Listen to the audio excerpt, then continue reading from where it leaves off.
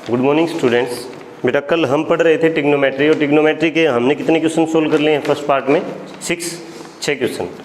देखो अब 8.1 एक्सरसाइज में करवा रहा हूँ क्लास 10th से, ठीक है। और क्वेश्चन नंबर 7 देखो एक बार, क्वेश्चन नंबर 7। और जो बच्चे आज नए हैं या फिर आज पहली बार पढ़ रहे हैं, वो पहले इससे पहले जो वीडियो मैंने डाल रखा है ना यूट्यूब के ऊपर, वो वीडियो देख लो एक बार, ठीक है। तो ट्रिग्नोमेट्री समझ आ जाएगी। उसके बाद आपको स्टार्ट करना है क्वेश्चन नंबर 7 से, और नहीं आएगी तो मैं कराऊंगा। समझ आ रही है बात? ठीक है। देखो एक बार क्वेश्चन नंबर 7 में कहा है if cot theta is 7/8 then find evaluate 1 plus sine theta 1 minus sine theta और divide by 1 plus cos theta 1 minus sine theta, sorry 1 minus cos theta. इसको इवेलुएट करना है अगर कोट थीटा की वैल्यू दी है तो देखो एक बार बेटा, मैंने बताया a प्लस बी इंटू में a माइनस बी है, तो ये किसका फार्मूला होता है? a square minus B square का फार्मूला होता है। अलजेब्रा के अंदर होता है कि नहीं होता है? अब मैं इसको क्या लिख सकता हूँ?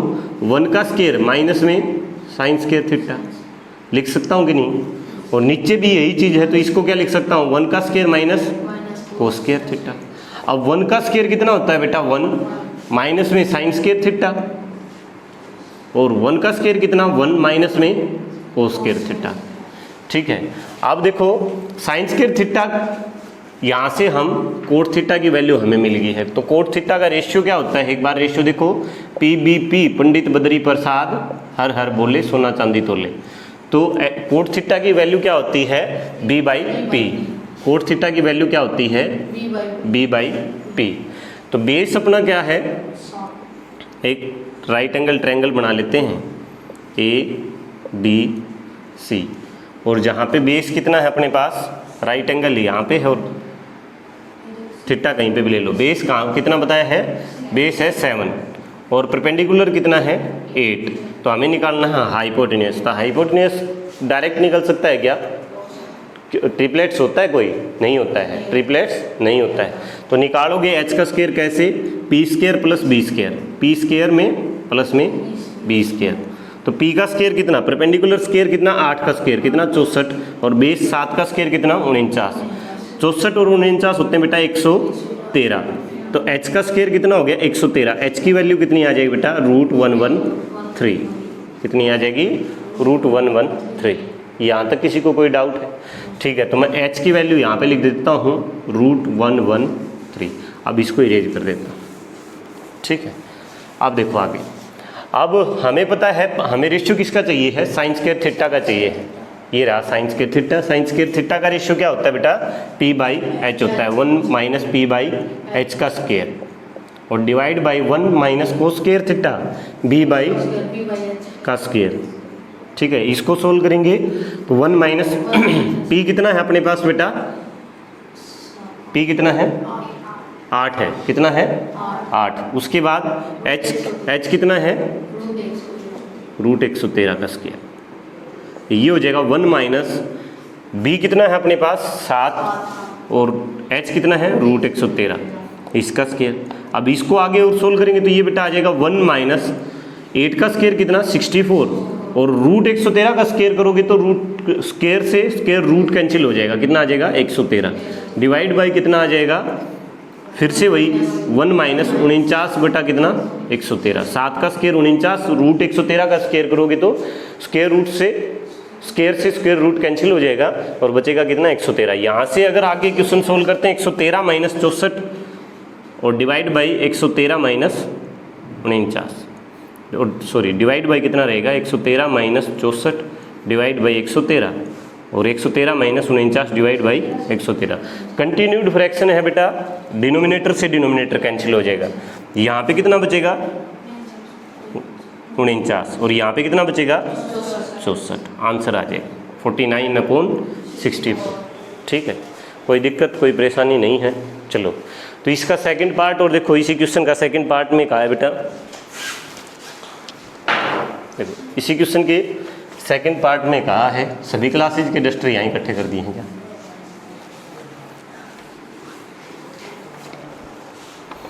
कोट स्क्वायर थीटा निकालना है हमें। अगर कोट थीटा ये दिया है तो कोट स्क्वायर थीटा निकालो क्या होगा। तो कोट स्क्वायर थीटा क्या होगा, कोट स्क्वायर थीटा का मतलब क्या, स्क्वायर कर दो। कोट की जो रेशियो होता है वो क्या होता है, बी बाई पी का बी बाई पी, और इसका हमें स्क्वायर करना है। तो बी बाई पी कितना है 7/8, इसका स्क्वायर करेंगे तो कितना आ जाएगा 49/, आंसर। तो दूसरा पार्ट इसका इजी है 49/64। उसके बाद क्वेश्चन नंबर 8 देखते हैं बेटा। क्वेश्चन नंबर 8 सेम क्वेश्चन है जैसा क्वेश्चन नंबर 7 था। क्वेश्चन नंबर 8 और क्वेश्चन नंबर 7 सेम है। देखो एक बार क्वेश्चन नंबर 8 में कहा है 3 कोट A = 4। तो कोट A की वैल्यू कितनी हो जाएगी बेटा 4/3। किसी को कोई डाउट? अच्छा, अब उसके बाद कहा है check whether 1 + tan square theta tan square A divide by 1 जो ऊपर माइनस है और 1 + tan स्क्वायर A = होगा कोस स्क्वायर A माइनस का क्या साइन स्क्वायर A। ये चेक करके हमें बताना है कि 1 - tan square A divide by 1 + tan square A = है cos square A minus sine square A के। ये चेक करके हमें बताना है, ठीक है। तो देखो एक बार इसका रेशियो क्या होता है बेटा, रेशियो लिख लो PBP HHB। तो इसका रेशियो होता है बेटा अपना B/P। इसका मतलब क्या है, इसकी वैल्यू है 4/3। बेस कितना है, परपेंडिकुलर कितना है, तो हाइपोटेन्यूज ट्रिपलेट होता है 5 4 3। H कितना हो जाएगा 5। कोई समस्या, H आ गया है। अब उसके बाद इसको लिखेंगे 1 - tan स्क्वायर A। तो tan स्क्वायर A मतलब tan का रेशियो लिखना है P/B का स्क्वायर, P/B का स्क्वायर, और 1 + P/B का स्क्वायर। इसको सोल्व करेंगे तो बेटा आ जाएगा 1 - P का स्क्वायर कितना अपने पास, P कितना है 3 का स्क्वायर कितना 9। उसके बाद B कितना है 4 का स्क्वायर कितना 16। 1 + P का स्क्वायर कितना 3 का स्क्वायर 9 और B का स्क्वायर कितना 16। तो 16 - 9 कितना हो जाएगा बेटा 16। यहाँ पे जाएगा -9। 16 में से 9 गए तो कितना बचे 7। 7 बाई कितना बचेगा, डिवाइड बाई बचेगा 16 प्लस में 9 कितना 16 और 9 25। 25 डिवाइड बाई कितना 16। कंटिन्यूड फ्रैक्शन है, डिनोमिनेटर से डिनोमिनेटर कैंसिल हो सकता है। तो आंसर आ जाएगा बेटा 7/25। आंसर आ गया। नहीं सॉरी, अभी आंसर नहीं आया है। उसने कहा है ये अपनी लेफ्ट हैंड साइड है। अब उसने कहा है कि ये है ना आपको इक्वल प्रूव करना है cos square A minus sine square A के, ठीक है। तो कोस स्क्वायर A और साइन स्क्वायर A, कोस और साइन का रेशियो देख लो एक बार। कोस स्क्वायर A का रेशियो जो है B/H का स्क्वायर हो जाएगा, B/H का स्क्वायर माइनस साइन स्क्वायर का रेशियो P/H का स्क्वायर, P/H का स्क्वायर। तो B/H कितना हो जाएगा अपने पास, B कहाँ पे है, ये रहा 4 का स्क्वायर कितना 16 और H का स्क्वायर कितना 5 का स्क्वायर कितना 25 माइनस P का स्क्वायर कितना बेटा 3 का स्क्वायर 9 डिवाइड बाई H का स्क्वायर कितना 25। 16 में से 9 गया तो कितना बेटा 7 बटा कितना 25। लेफ्ट हैंड साइड और राइट हैंड साइड, ये राइट हैंड साइड थी बेटा। देखो एक बार फिर से मैं बता दे रहा हूँ, कोस स्क्वायर A और माइनस में साइन स्क्वायर A के इक्वल हमें प्रूव करना था। ये राइट हैंड साइड थी। तो मैंने कोस स्क्वायर A का जो रेशियो लिखा वो लिखा B/H, इसका स्क्वायर किया माइनस में P/H, साइन स्क्वायर का जो रेशियो लिखा वो P/H का स्क्वायर लिखा, ठीक है। इसको निकाला सोल्व किया तो ये है अपना 7/25। दोनों इक्वल हो गए, लेफ्ट हैंड साइड और राइट हैंड साइड। यही हमें क्या करना था, प्रूव, हैंस प्रूव्ड, ये हमें प्रूव करना था। कोई समस्या? चलो अब नेक्स्ट क्वेश्चन पे चलें। चलो तो देखो नेक्स्ट क्वेश्चन।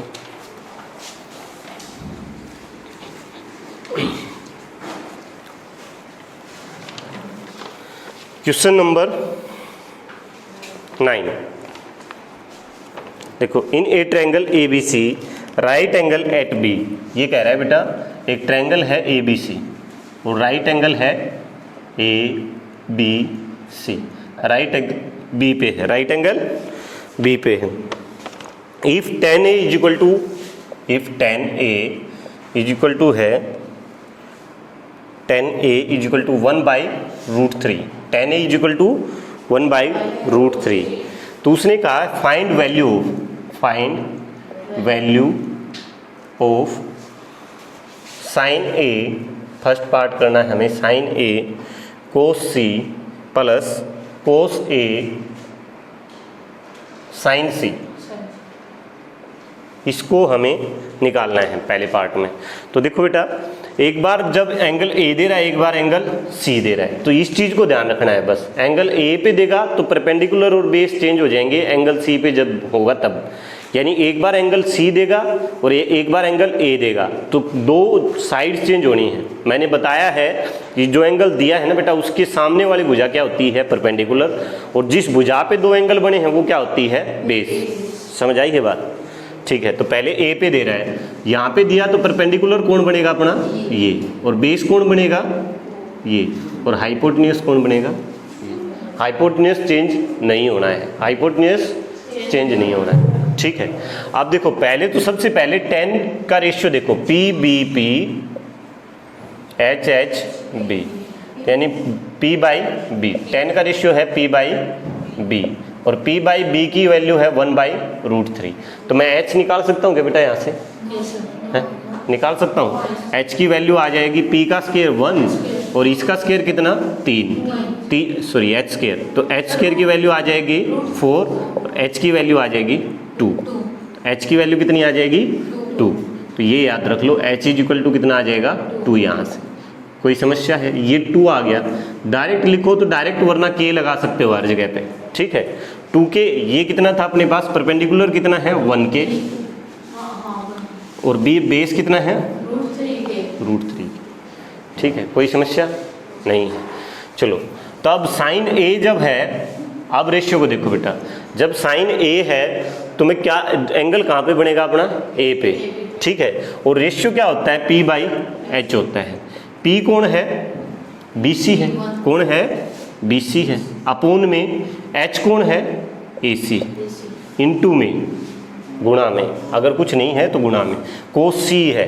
तो इसका मतलब अब की बार एंगल यहाँ पे है और एंगल यहाँ पे है, तो परपेंडिकुलर कौन बनेगा, √3k बनेगा। अब की बार हमें बेस चाहिए है, ये परपेंडिकुलर बनेगा और ये क्या बनेगा, बेस बनेगा।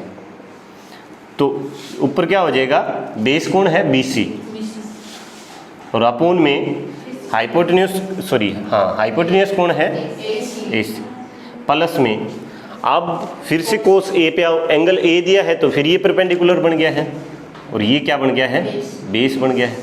अब कोस A में क्या लिख सकता हूँ मैं, कोस A का जो रेशियो होता है वो क्या होता है बेटा, B बाई एच। तो B क्या है अपने पास, ये रहा AB, अपोन में H क्या है, AC, इनटू में। अब उसके बाद साइन C यानी एंगल C दिया है, एंगल C दिया है तो ये क्या रहेगा, परपेंडिकुलर, और ये क्या रहेगा, बेस। परपेंडिकुलर कितना रहेगा, √3k, AB लिखो, AB अपोन में AC। समझ आ गई बात? अब बस जो साइड मैंने लिख दी है ना, उनकी वैल्यू लिख दो आप डायरेक्ट। समझ आ गई बात? अब BC की वैल्यू कितनी है अपने पास, ऊपर BC देखो, BC 1k, divide by AC कितना है 2k, इनटू में BC कितना है 1k, divide by 2k, plus में AB कितना है बेटा अपने पास √3k, डिवाइड बाई AC कितना है 2k, प्लस सॉरी इनटू में AB कितना है अपने पास √3k और AC कितना है अपने पास 2k। यहाँ तक किसी को कोई समस्या नहीं है। अब देखो, एक 1 की मल्टीप्लाई 1 के साथ करेंगे तो 1k स्क्वायर हो जाएगा, 2 की 2 के साथ करेंगे तो 4k स्क्वायर, प्लस में ये हो जाएगा √3 की मल्टीप्लाई √3 के साथ करेंगे तो 3k स्क्वायर, और डिवाइड बाई 2k की 2k के साथ 4k स्क्वायर। k स्क्वायर से k स्क्वायर यहाँ पे कैंसिल, k स्क्वायर से k स्क्वायर यहाँ पे कैंसिल, 3 और 1 कितना 4, और डिवाइड बाई कितना 4, कट के आ जाएगा आंसर कितना। समझ आई बात? ये क्या आ गया आंसर। पहले क्या लिखोगे बेटा, साइड लिखोगे, इससे आपको जो कन्फ्यूजन होगी वो नहीं होनी है। ठीक है, पहले साइड लिख लेना, उसके बाद वैल्यू पुट कर देना। समझ आ गई बात? कोई दिक्कत नहीं है। नेक्स्ट पार्ट पे चले। नेक्स्ट पार्ट भी बिल्कुल सेम है। 9th क्वेश्चन का नेक्स्ट पार्ट देखो एक बार।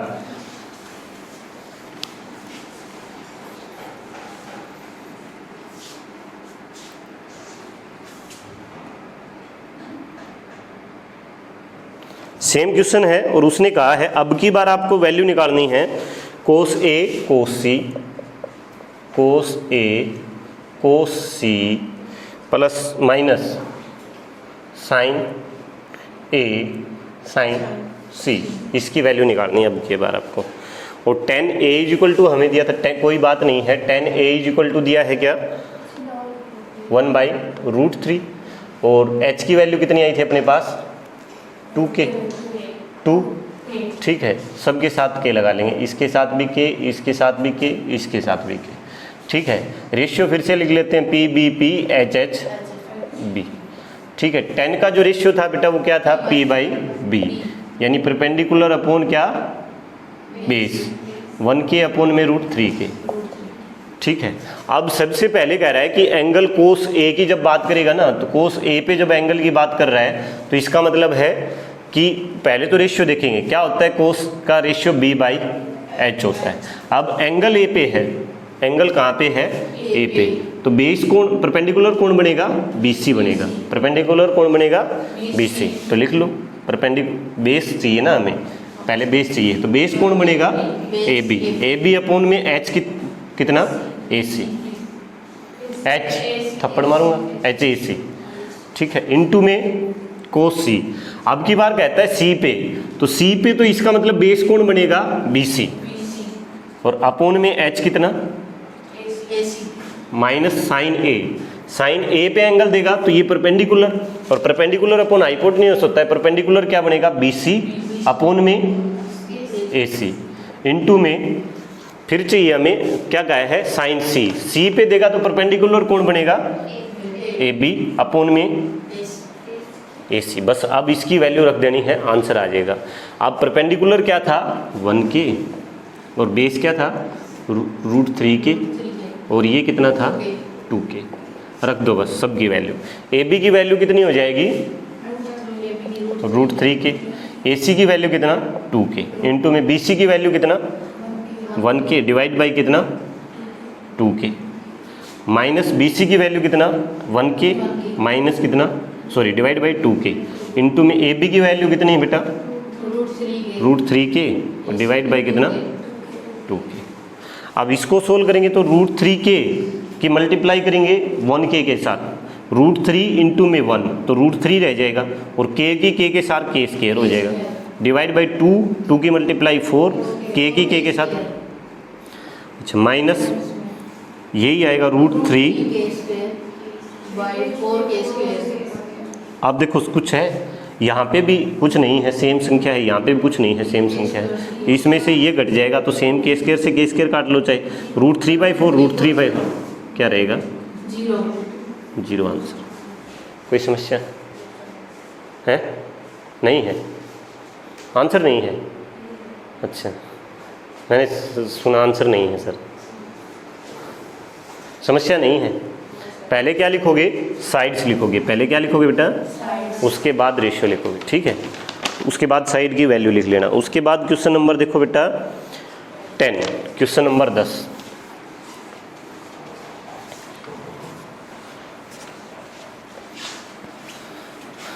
क्वेश्चन नंबर 10 आज समझ आ रहा है क्या सब? क्वेश्चन नंबर 10 देखो एक बार। In triangle PQR right angle at Q, एक ट्रायंगल है PQR, PQR राइट एंगल कहाँ पे है, थप्पड़ मार दूँगा, अच्छा राइट एंगल एट Q दिया है, ठीक है। अब दिया है PR प्लस QR है, PR प्लस में QR जो है वो 25 सेंटीमीटर, कितना है 25 सेंटीमीटर, एंड PQ इज दिया है 5 सेंटीमीटर, एंड PQ इज दिया है 5 सेंटीमीटर।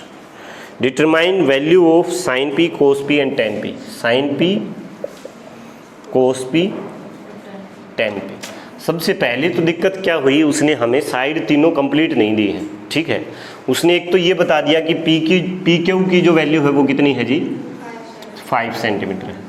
अब उसके बाद बताया उसने पी आर और क्यू आर, पी आर और Q R, P R plus Q R है वो अपने पास कितना है 25 सेंटीमीटर है। अब किसी भी साइड को मैं इसको मान लेता हूँ बेटा x, ठीक है। Let assume Q R is equal to कितना x सेंटीमीटर। अगर ये x सेंटीमीटर है तो ये कितना होगा 25 माइनस x सेंटीमीटर, होगा कि नहीं होगा, क्योंकि दोनों का सम 25 है, ठीक है। तो 25 में से घटाएंगे, कुछ भी मानना है हमने वो, ठीक है। तो अगर क्यू आर x है तो पी आर कितना होगा बेटा 25 माइनस का क्या x सेंटीमीटर। अब हमें इसको क्या करना है, डायरेक्ट किस में रख दो, पाइथागोरस थ्योरम में रख दो। पी आर क्या है अपने पास हाइपोटेन्यूज है, यानी इसका स्क्वायर 25 माइनस x का स्क्वायर किसके इक्वल होगा, पी 5 का स्क्वायर और प्लस में क्या x का स्क्वायर। यहाँ तक कोई समस्या है? अब इसको खोलेंगे तो क्या आएगा, 25 का स्क्वायर कितना 625 ए स्क्वायर प्लस में क्या होता है बी स्क्वायर प्लस में एक्स स्क्वायर और माइनस का क्या होता है 2ab, 2 इंटू में 25 और इंटू में x, ठीक है। तो ये कितना हो जाएगा 625 प्लस एक्स स्क्वायर और माइनस कितना 50x और ये हो जाएगा बेटा कितना 25 प्लस एक्स स्क्वायर, ठीक है। कोई समस्या यहाँ तक नहीं है। तो 625 और माइनस के 50x को इस साइड रखो बेटा और इसको 25 प्लस में एक्स स्क्वायर है और इस एक्स स्क्वायर को इस साइड लेके जाएंगे तो माइनस का एक्स स्क्वायर हो जाएगा, ये कट जाएंगे, प्लस का एक्स स्क्वायर माइनस का एक्स स्क्वायर, ठीक है। डायरेक्ट भी काट सकते थे, सेम साइन है लेफ्ट हैंड साइड और राइट हैंड साइड में, ठीक है। हमने ऐसे काट दिया है। उसके बाद अब माइनस के 50x को इस साइड रखो, 25 इस साइड है और माइनस के 625 प्लस के इधर लेके जाऊँगा तो माइनस के 625 हो जाएंगे। तो माइनस के 50x बराबर हो जाएंगे माइनस के कितना 600, माइनस के कितने बचेंगे 600, माइनस से माइनस कैंसिल, 0 से 0, 5 से 12, x की वैल्यू कितनी आ गई 12, x की वैल्यू आ गई बेटा 12। अब सीधा समझ आना चाहिए, 25 माइनस 12 करेंगे तो कितना आएगा 13, तो ट्रिपलेट भी कहता है 13 12 5, ठीक है। हाइपोटेन्यूज कितना आ गया है 13। अब उसके बाद रेशियो लिखो बेटा P B P H H B, ठीक है। अब देखो एक बार ये साफ कर दूं, अब देखो एक बार, अब उसने पूछा है साइन पी, तो साइन पी का रेशियो क्या होता है p बाई एच होता है। तो p कितना है अपने पास, p कितना है p साइन p पे रखेंगे एंगल तो परपेंडिकुलर कौन बनेगा, ये बनेगा, और ये कितना था 12 और h कितना बनेगा आंसर, ठीक है। और उसके बाद कहा है कोस पी पे b बाई एच, बेस अब की बार कौन रहेगा 5 और h कितना 13, आंसर। tan p पूछा है, tan p बाई b, ये क्या था b बाई एच था और tan p होगा p बाई b। तो p कितना अपने पास बेटा 10 p चाहिए हमें, तो p पे क्या है एंगल है, तो परपेंडिकुलर कौन बनेगा क्यू आर, ठीक है। तो ये कितना रहेगा 12 और बेस कितना रहेगा 5, ये आंसर हो जाएंगे तीनों के तीनों, ठीक है। ये क्वेश्चन नंबर था आपका 10th। अब क्वेश्चन नंबर 11, वैसे एग्जाम में कहीं पूछता नहीं है, ट्रू फॉल्स है, फिर भी मैं बता दे रहा हूँ। देखो एक बार क्वेश्चन नंबर 11 भी देखें।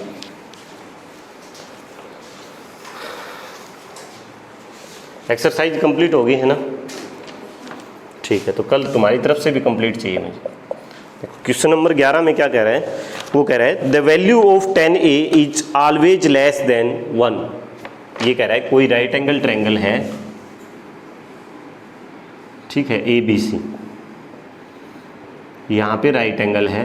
अगर tan a क्या होता है अपने पास, क्या रेशियो होता है बेटा tan a का PBP HHB, यानी P बाई B। ये कह रहा है कि ये अगर हाइपोटेन्यूज है, ये अगर परपेंडिकुलर है, तो ये क्या होगा आपका बेस। ये कह रहा है कि tan a is always less than क्या होगा 1 होगा। tan a की वैल्यू जो होगी वो ऑलवेज क्या होगी लेस देन 1 होगी। तो ऑलवेज लेस देन का मतलब ये कह रहा है कि अपना जो रेशियो है p बाई b, अब ये मतलब जो वैल्यू है P और B की, ये कह रहा है कि ये ऑलवेज लेस देन 1 हो सकती है क्या, इससे ज़्यादा नहीं होगी क्या, P और B से बड़ा होगा कि नहीं होगा, हो सकता है कि नहीं हो सकता है, हो सकता है।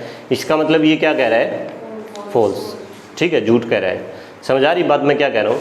जब 10A है तो इसका रेशियो बेटा P/B, और P और B की वैल्यू 1 से बड़ी हो सकती है कि नहीं हो सकती है, तो ये कह रहा है कि 1 से बड़ी नहीं हो सकती है, तो हम क्या कह रहे हैं, हो सकती है। इसका मतलब ये क्या बोल रहा है, फॉल्स, झूठ बोल रहा है, ठीक है। तो क्या लिखोगे, फॉल्स लिखोगे। उसके बाद नेक्स्ट देखो, सेक ए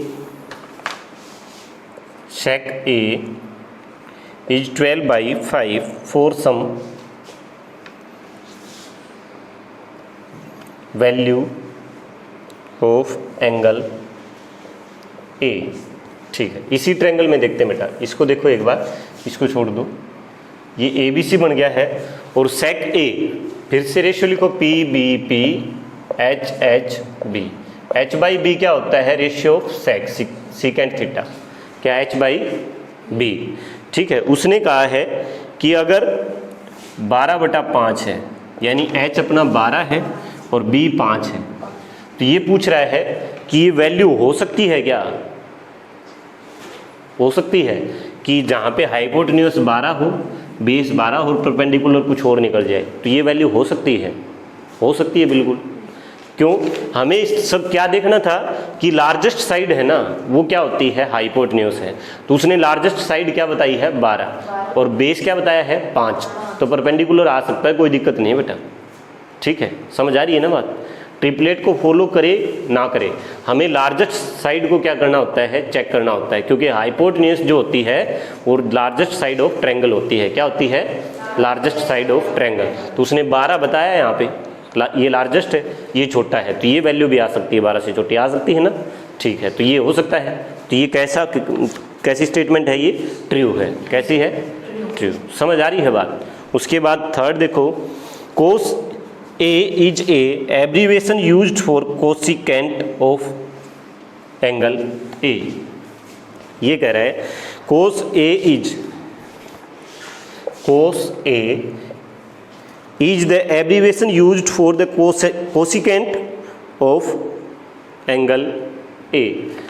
cos A को कह रहा है कि cos A है ना, एब्रीवेशन है किसका, कोसिकेंट A का, कोसिकेंट बेटा, कोसिकेंट और कोसेक में COSECANT, कोसिकेंट ए।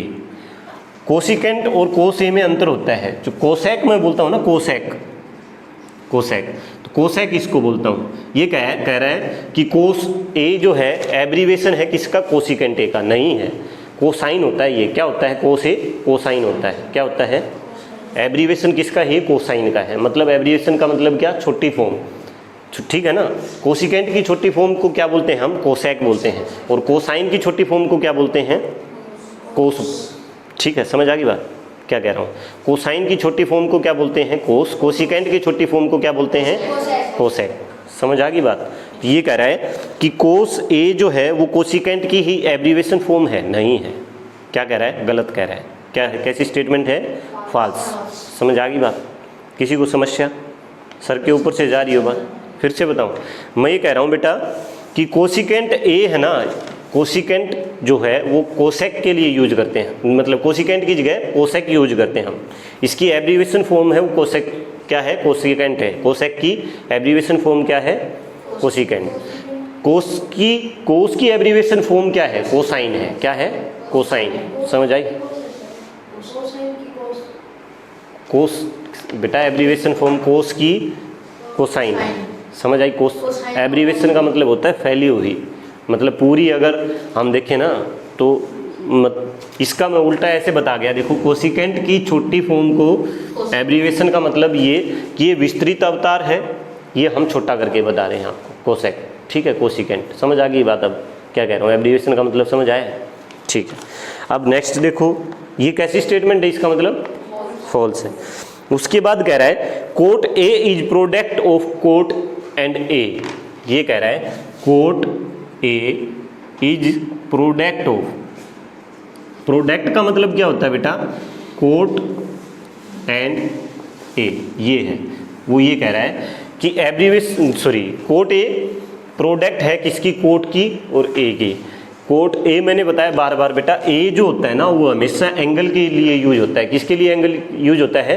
ये प्रोडक्ट नहीं होती है कोट के साथ, क्या होता है ये एंगल होता है। क्या होता है? एंगल। मैं लिख दूँ कोट 30, कोट 60, तो ये क्या होता है? एंगल। एंगल के लिए यूज होता है। तो ये क्या कैसी स्टेटमेंट है? ये भी फॉल्स। समझ आई बात? कोट और ए की मल्टीप्लाई नहीं है। क्या है? ए एंगल होता है। ए क्या होता है? एंगल होता है। समझ आई है बात? उसके बाद लास्ट देखो बेटा, sine theta is equal to 4/3 for some angle theta. इसी में देख लेते हैं। उसने कहा है साइन थीटा का रेशियो क्या होता है बेटा? p/h।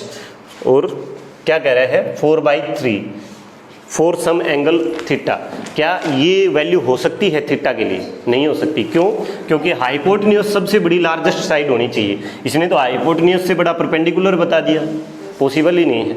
Right angle triangle possible नहीं है। समझ आ गई बात? तो ये भी कैसी स्टेटमेंट है? फॉल्स। समझ आ गई ना बात?